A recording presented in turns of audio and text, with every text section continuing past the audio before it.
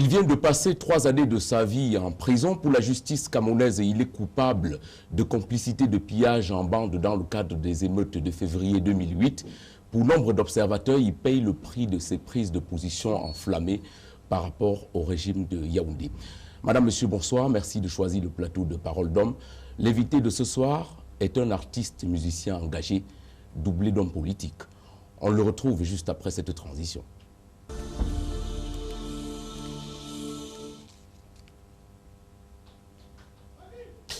Lapiro de Manga, bonsoir.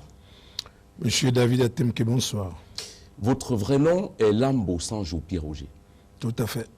Lorsque j'ai fini de dire que vous êtes né un 3 novembre 1957, que vous êtes marié et père de plusieurs enfants, j'ai envie d'aller droit au but. Beaucoup de choses ont été dites ou suggérées sur votre libération. Racontez-nous cette folle journée du 8 avril. La journée du 8 avril 2011, honnêtement, j'ai pas le film de cette journée parce que jusqu'à maintenant, je comprends pas ce qui s'est passé. On dit que vous avez été exfiltré de la prison de Douala pour celle de Mbanga. Non, j'ai pas été exfiltré de la prison de Douala pour celle de Mbanga, mais j'ai eu l'honneur d'être escorté à mon domicile à Mbanga par monsieur l'administrateur principal des prisons, régisseur de la prison centrale de Douala, qui était accompagné du chef service de la discipline de l'action socio-culturelle de la prison de Douala. On m'a amené. Pour moi, j'allais justement à la prison de Mbanga. Parce que c'était le 8 et non le 9 avril. Donc, vous comprenez bien que quand on sort de prison, le dernier portier vous donne votre bulletin de levée de croc. Et puis, combien de détenus, combien de prisonniers ont déjà bénéficié de ce privilège que de sortir de prison et être déposé chez soi par le régisseur de la prison, notamment un administrateur principal de prison, c'est-à-dire avec 5 étoiles. C'est un honneur. Mais alors, que me vaut cet honneur? Pourquoi cet honneur? Et justement, à propos, vous êtes sorti un jour avant la date initiale de votre sortie de prison, qui était le 9 avril. Est-ce que vous êtes toujours dans la logique de revendication de votre jour de prison à moi? Ah oui, l'administration pénitentiaire camerounaise me doit 1 jour de prison. Parce que, voyez-vous, j'ai payé. La prison, en fait, au Cameroun, c'est une espèce d'hôtel où on paye pour sortir. C'est-à-dire, quand vous entrez là, vous restez, vous avez l'impression qu'on vous nourrit gratuitement, qu'on vous loge gratuitement, mais ce n'est pas vrai, parce que quand vous payez les dépenses, donc vous payez vos frais d'hôtel. Moi, j'ai payé les frais d'hôtel pour 1097 jours, mais j'en ai fait 1096. Alors, l'administration pénitentiaire me doit 1 jour de recette. Et le drame dans ça, ça peut faire rire, mais je n'ai pas eu l'honneur de dire au revoir aux personnes avec lesquelles j'ai partagé ma vie pendant 2 ans et demi, c'est-à-dire mes co-cellulaires. On n'a pas eu le temps de se dire au revoir, on n'a pas eu le temps de s'embrasser et se dire à très bientôt. On est venu me happer et comme ça je suis sorti, tout le monde était... On était tous surpris, quoi. On était tous surpris et pour une séparation, pour des gens qui ont vécu 2 ans et demi ensemble, c'est pas possible. C'est l'occasion pour moi ici de dire à tous les amis de la spéciale 18 de Douala, les gars, nous sommes ensemble, je suis avec vous, tenez bon, tenez bon. Et il vous écoute. À peine sorti de prison, vous êtes comme qui dirait au front. De toute façon, vous n'êtes pas avare en déclaration. La prison ne vous a pas changé. La prison a fabriqué un monstre. Le système a trouvé le moyen de fabriquer un monstre. C'est-à-dire quand on met quelqu'un innocemment en prison, qui n'a rien fait, mais alors rien fait, pendant 3 ans, tous les jours, quand il dort, à certains moments, il se dit, ou je me suicide parce qu'il n'y a pas de raison pour que j'ai ce châtiment, ou qu'on m'impose ce châtiment. Mais de l'autre côté, on se dit, tiens, j'ai une femme, j'ai des enfants, j'ai une famille, il y a des gens qui m'aiment bien, et il faut que je me batte jusqu'au bout pour eux. Et c'est ce que je suis en train de faire, et c'est ce que je devrais faire dorénavant. Comment ça, vous n'avez rien fait, Lapiro Ndemanga? Ben, j'ai rien fait. Comme ça, j'ai rien fait. Aussi simple que ça. Comment vous êtes-vous retrouvé dans cette merde, on va dire? Voilà la bonne question. Comment est-ce que je me suis retrouvé dans cette merde? Moi-même, je ne comprends pas. J'ai été appelé un 9 avril 2011 par le commandant de compagnie de gendarmerie de Mbanga qui m'a invité au téléphone. Dans ma tête, c'est le commandant de compagnie qui invitait l'auxiliaire d'administration que je suis, sûrement pour des problèmes liés à notre arrondissement. Mais dès que j'arrive à son bureau, il me dit « Sa Majesté, j'ai reçu l'ordre du gouverneur de la province, à l'époque c'est la province, du littoral, M. Fayengo Francis, de vous déférer devant le procureur. » Aussi simple que ça. Donc je pars de chez moi sans un mandat, sans une convocation, et je réponds à un appel téléphonique. Je ne sais pas si le code de procédure pénale a prévu ça. Et c'est ainsi que je me retrouve donc en prison le fameux 9 avril 2008. Votre peine de prison, Lapiro Ndemanga, était assortie d'une amende de 200 millions de francs CFA. 280 millions. 280 millions de francs CFA. Est-ce que vous avez payé cette amende? Si oui, avec quels moyens? Ce n'est pas une amende, ça s'appelle dommage et intérêt. Mais il faut dire que c'était prévu pour 1,80 milliard. La partie civile avait demandé 1 milliard, donc 1000 millions. 1,80 milliard. Le juge du tribunal de grande instance de Nkonsamba a estimé que c'était beaucoup trop et il a fait énormément d'efforts. Je pense pour lui que c'est le cas.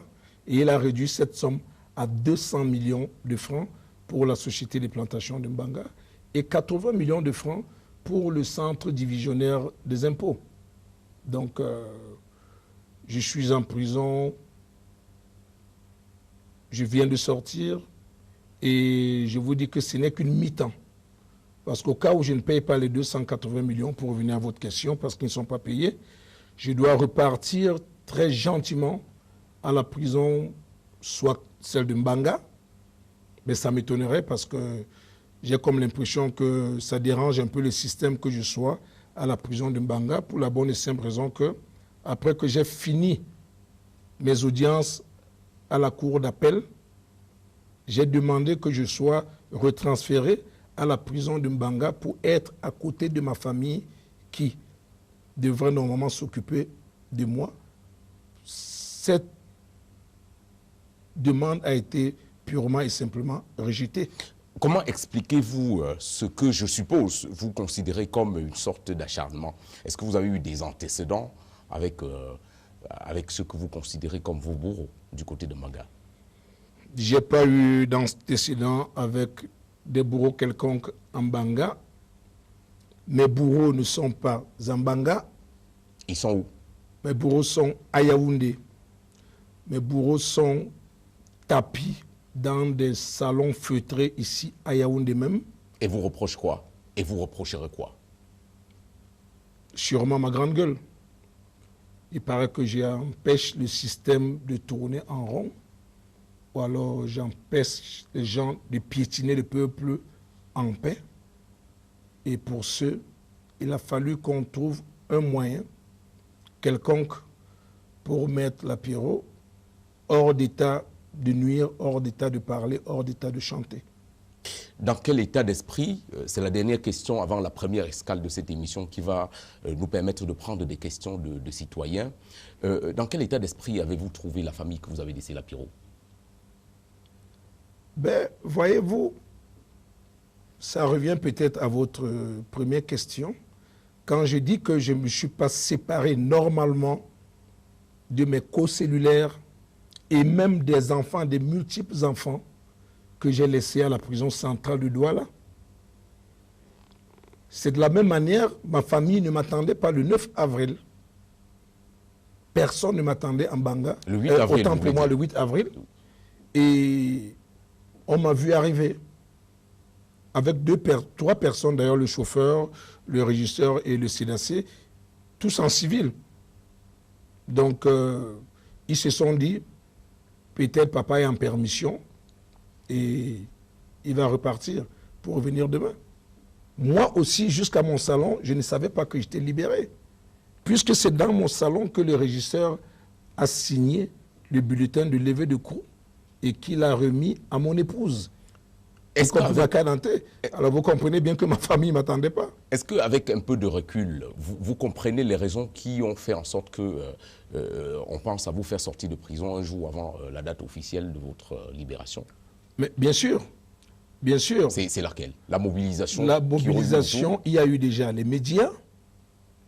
Les jours étaient comptés par pratiquement la grande majorité des organes de presse, notamment les radios, les presses écrites, qui disaient libération de la période de Banga jour J-10, jour J-9, ainsi de suite. Donc les rumeurs, des folles rumeurs ont d'ailleurs circulé que les gens ont imprimé des pagnes pour ma libération, que 100 000 Benskiner devaient venir devant la prison centrale de Douala, ainsi de suite. Alors moi, la question que je me pose, c'est si le système a présenté la période de Mbanga comme un criminel, parce que c'est ce qu'ils ont voulu faire passer dans l'opinion, pourquoi ne pas me laisser sortir et que les gens se mettent à huer la période de Mbanga? Pourquoi faire cette espèce de scénario pour me sortir de prison? Ça veut dire quelque chose. Ça veut dire que de la même manière dont je suis entré en prison, de la même manière on me fait sortir. Et comment est-ce que vous expliquez cette mobilisation médiatique autour de votre processus de libération? Est-ce que c'est vous qui travaillez ça dans l'ombre? Il y a des stratèges qui travaillent pour vous dans ce sens? Ben, dans ce cas, je serais peut-être sorti depuis. Vous savez, la presse, en général, est la voix du peuple, est la voix des sans-voix. Et cette presse, parce que le peuple parlait, parce que l'opinion parlait dans des chaumières, dans des cuisines, on disait que Lapiro, s'il est allé en prison, ce n'est pas pour les émeutes de fin février 2008, c'est plutôt parce qu'il a chanté « Constitution constipée ». Aussi simple que ça. Voilà pourquoi je suis allé en prison, parce que j'ai pris position contre la modification de la Constitution, qui pour moi déjà n'existe pas. Je continue à me demander si le Cameroun a une Constitution. Elle est partie de, je ne sais pas, 61, après un semblant de truc parce qu'on voulait rallier les frères anglophones en 72. Et puis c'est de modification en modification, de modification en modification. Et d'ailleurs fait par qui? Pas par un conseil constitutionnel. Par des amis. Et puis dès qu'on a une majorité à l'Assemblée, du coup on fait passer des lois pour tailler la veste sur mesure. C'est de ça qu'il s'agit. Est-ce que pour changer la donne, il ne faut pas s'organiser pour avoir aussi une majorité à l'Assemblée? La période de Mbanga. Qu'est-ce qu'on appelle en définitive l'Assemblée au Cameroun? Moi j'ai peur. Cette Assemblée qui est élue de la manière dont on connaît, mais de grâce, la démocratie, avec 200 partis que nous avons, peut-elle permettre qu'un seul parti ait à lui seul 150 députés? Il arrive souvent qu'on veuille faire du faux, mais on dépasse les bornes. On reviendra tout au long de cet entretien sur ces questions qui sont éminemment politiques, la période de Mbanga. Le principe de cette émission intègre une rubrique qui permet aux citoyens lambda de vous poser une ou deux questions. C'est ce que nous avons fait. Je vous propose de noter et de regarder ces questions de citoyens que nous avons rencontrées dans les rues de Yaoundé. À tout de suite. Bonsoir Ndingaman. Je peux savoir quel problème vous avez avec le gouvernement camerounais? Là, ma question que je pose à Ndingaman. Bonsoir Ndingaman. De votre sortie de la prison, vous avez dit 2011 c'est demain. Je voudrais savoir pourquoi. Sur quelle base? Pourquoi vous dites 2011 c'est demain? Merci. Bonsoir Lapiro Ndingaman. Je veux savoir dans quel parti tu es maintenant. Si tu n'es plus dans le RDPC ou bien dans le STF. Dans quel parti tu es maintenant ou bien alors tu seras notre prochain président de la République. Je veux que tu me répondes. Merci.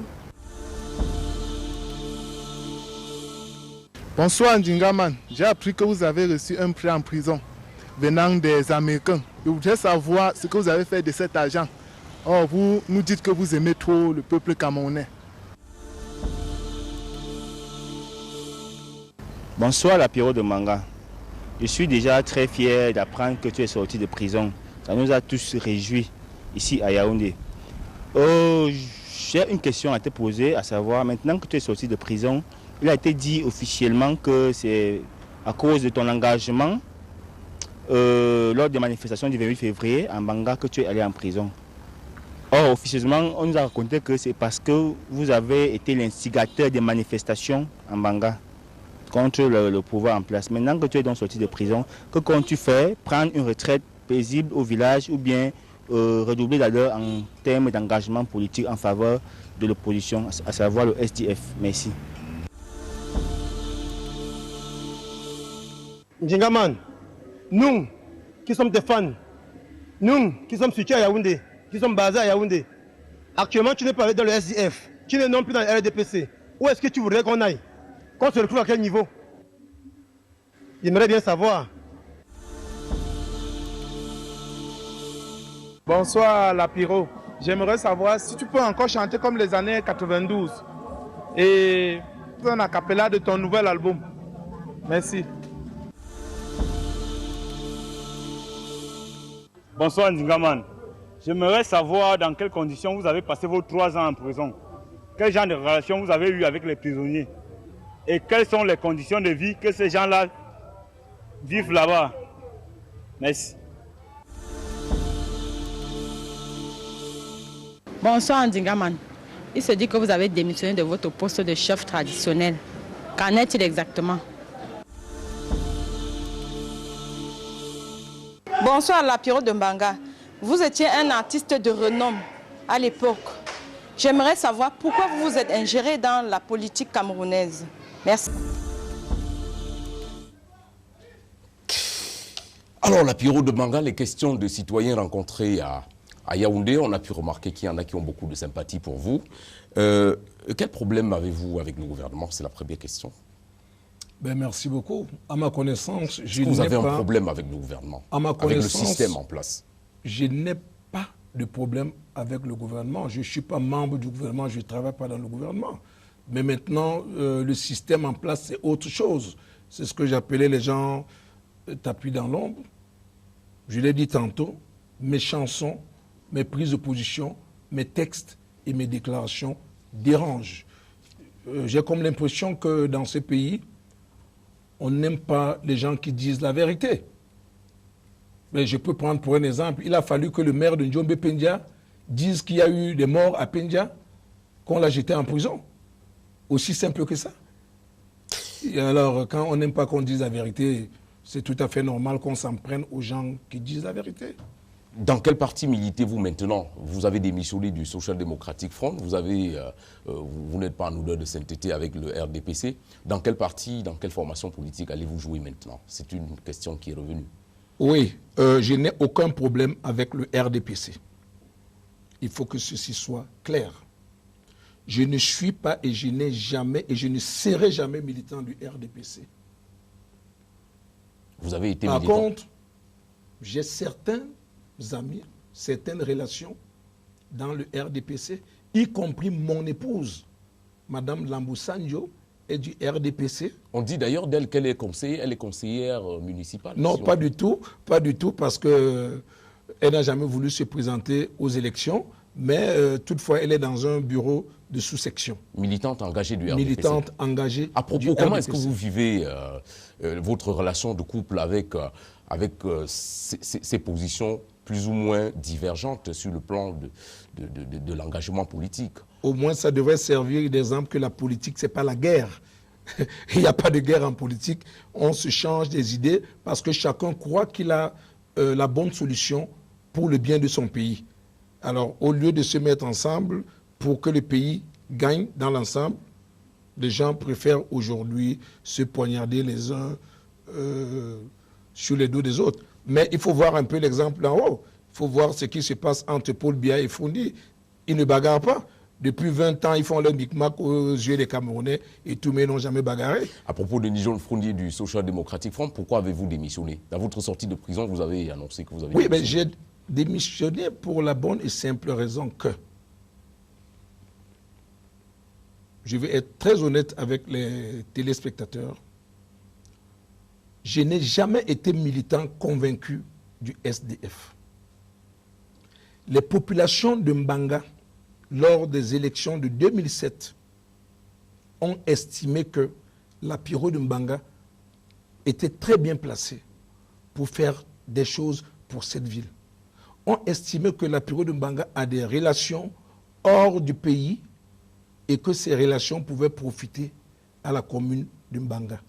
Que la Piro de Mbanga, sans être maire déjà, a fait construire des ponceaux dans la ville, a fait venir des caterpillars pour niveler les routes, a donné des lampadaires pour l'éclairage public dans la ville, s'occupe de certains enfants dans les établissements, aide les malades, ainsi de suite. Ils se sont dit, tiens, la Piro peut être notre maire.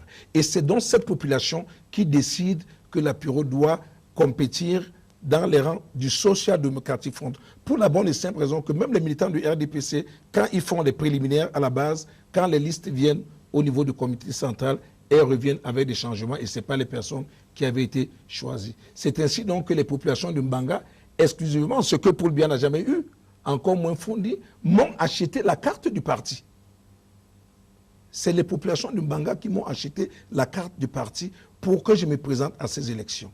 Donc je n'ai jamais été un militant convaincu, mais seulement pendant que je suis dans des problèmes.